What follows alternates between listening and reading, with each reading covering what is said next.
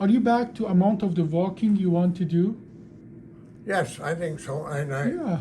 when I come back from my walk, I generally work in the garage 3 to 4 hours a day. What do you do in the garage? Tell me about that. Making little crosses out of diamond willow And sticks. they're beautiful. They're beautiful. And- Is that you And I enjoy? make walking sticks and canes from them too, and the little twigs I save for crosses. Excellent. Well, you see that there?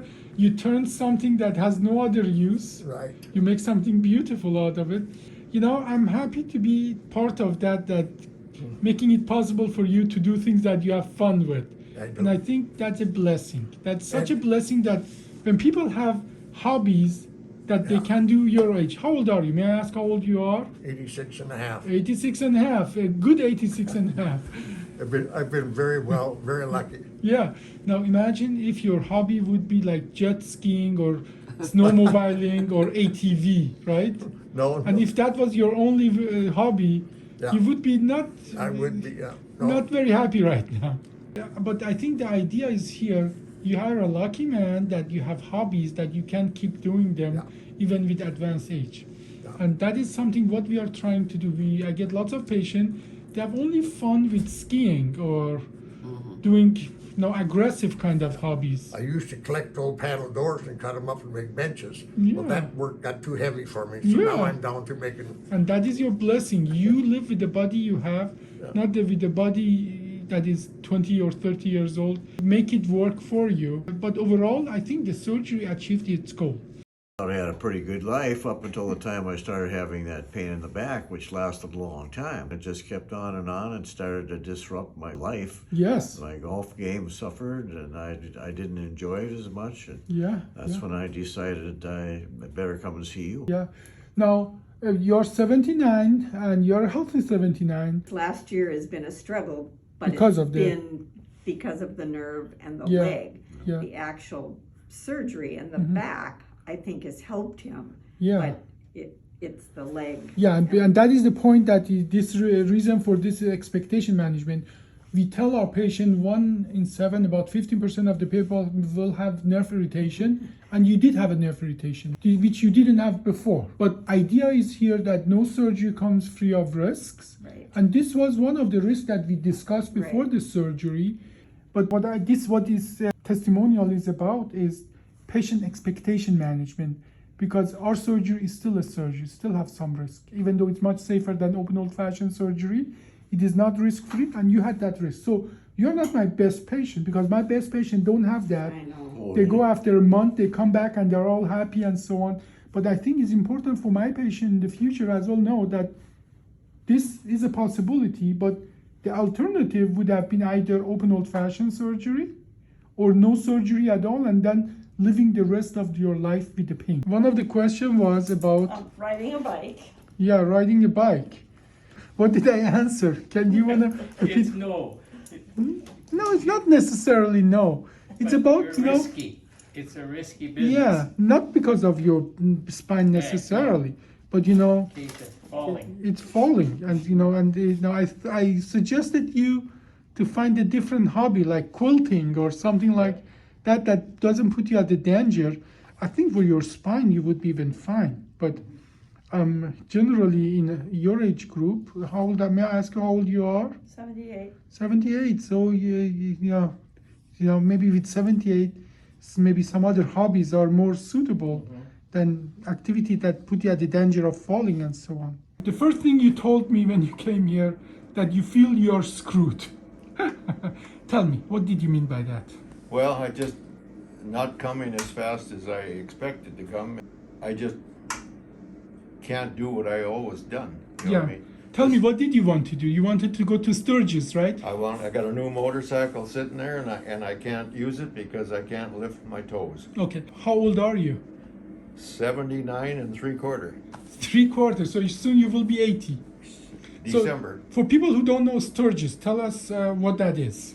Well, that's a motorcycle rally In South Dakota, right? South Dakota. So you wanted to drive from here to South Dakota on your motorcycle Yeah. and enjoy the ride and so on. And I totally sympathize with that. I have my hobbies, and if I don't do that, I don't feel fulfilled. Tell us, when was the surgery? 6 months ago. 6 months, yeah. How about, did you tell me your back pain was today? Zero. My Zero. back is fine. Well, I'm sort of numb in here. I've lost some strength here. On the in my left foot. side, okay. My foot and my toes, I can push down on my toes, but I can't Mhm. lift up with my toes. Okay. And of course, to ride a motorcycle, that everything is your left foot lifting up your toes.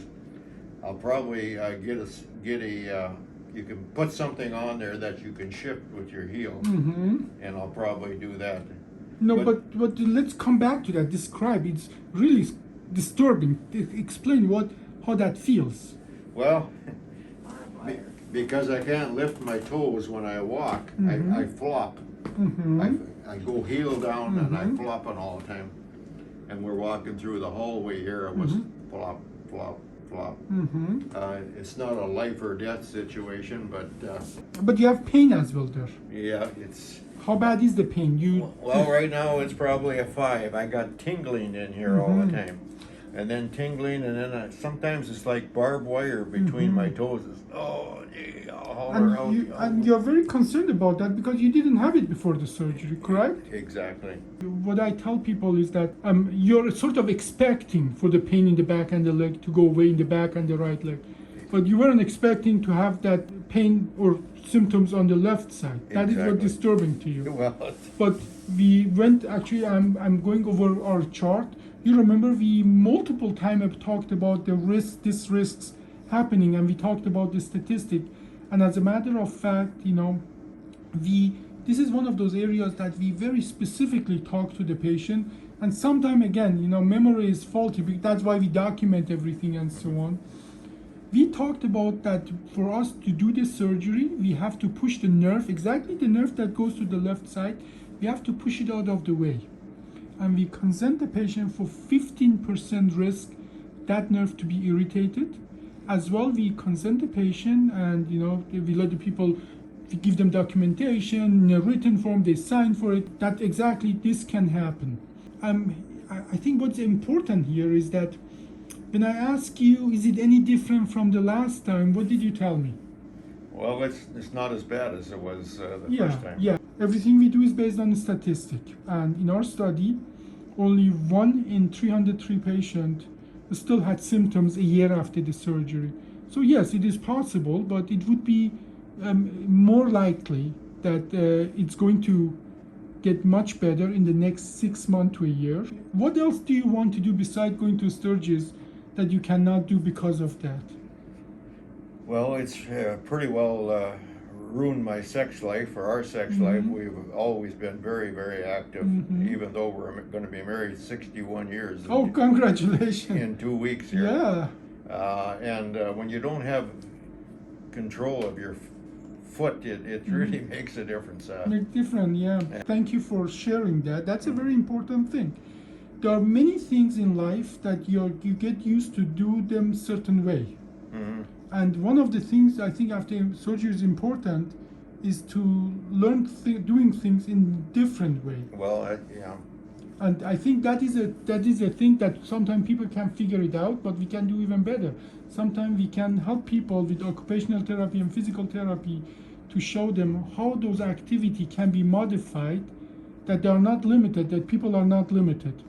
And I think all of that comes to now living with the body you have, not with the body that we wish we had. And these limitations are real, with or without the surgery, that when we age, our capacity goes down. Obviously, events like that can take a hit on us. Now, any other activity that would be... just a lot of things, as far as lots of walking small and- things? Yeah, this is probably small things. I'm a hunter, or Carol hunts with me, and I know I can't go out and walk through some tough going or whatever. It just won't work. Well, let me give you some answer for that.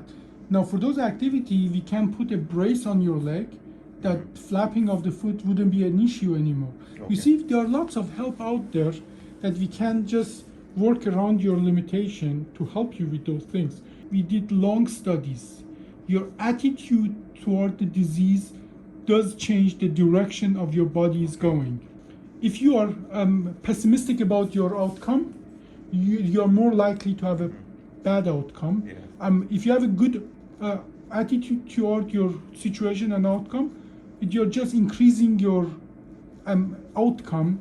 And we have done, this is not a mumbo jumbo. We have measured immune factors in the blood of people who had good attitude or bad attitude. People with good attitude has more factors in their blood that are conducive to the healing process. So this is a real thing.